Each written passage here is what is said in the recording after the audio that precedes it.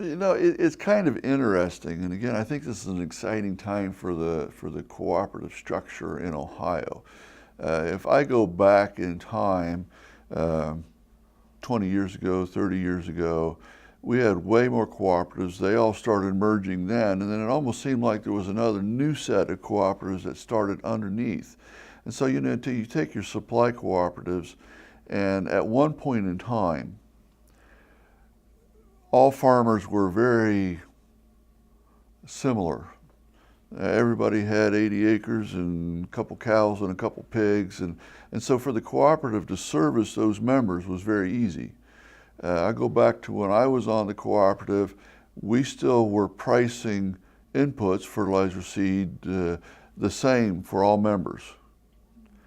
But we adopted a policy at that time because we had some very large farmers that were bypassing us. They could go directly to the supplier, pick up a semi-load of fertilizer at the river, take it to their farm, spread it themselves. They didn't need us anymore. But the cooperative still needed them because without their volume, we were also contracting for less volume and we got a higher price.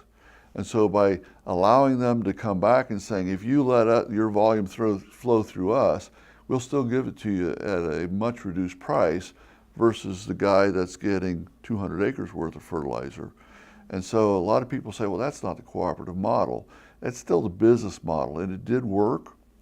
But now I think we're getting to the point that there's enough like-minded farmers again that may want to regroup under the bigger co-op and go and still work through the co-op and say, hey, we want this, and we may or may not want to buy the agronomist service. We may not need the expertise of soil sampling. We may do that in-house. So again, I think there's a great opportunity for cooperatives again and I've seen that one cycle in my lifetime already, and I think we're getting ready for another cycle where we can get together like-minded people and start again.